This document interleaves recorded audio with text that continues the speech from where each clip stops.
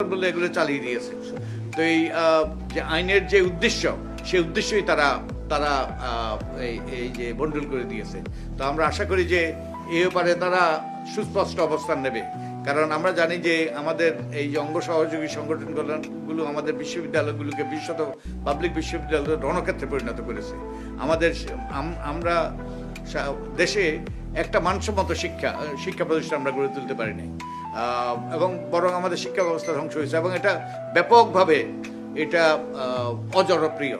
তো আমরা আশা করি আমাদের রাজনৈতিক দলগুলো এবারে অবস্থান নেবে। আর আরেকটা বিষয়ে আমরা আশা করি আমাদের রাজনৈতিক দলগুলো আইন মেনে তাদের মনোনয়ন দেবে। আমাদের এই আরপিওতে লেখা আছে যে রাজনৈতিক দলগুলোর মনোনয়নের ব্যাপারে সংশ্লিষ্ট নির্বাচনী এলাকার ওয়ার্ড, ইউনিয়ন, থানা, উপজেলা বা ক্ষেত্রমত জেলা কমিটির দলীয় সদস্যগণ কর্তৃক প্রস্তুত প্যানেল হইতে দলের কেন্দ্রীয় সংসদীয় বোর্ড কর্তৃক বিবেচনাপূর্বক প্রার্থী মনোনয়ন চূড়ান্ত করা। তো আমরা তো কোনো হইতে এই যে কোনো প্যানেল তৈরি করতে দেখি নাই।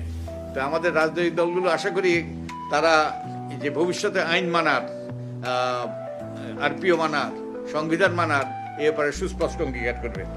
এবং আমরা যে দেশে গণতন্ত্র প্রতিষ্ঠিত হবে না যদি না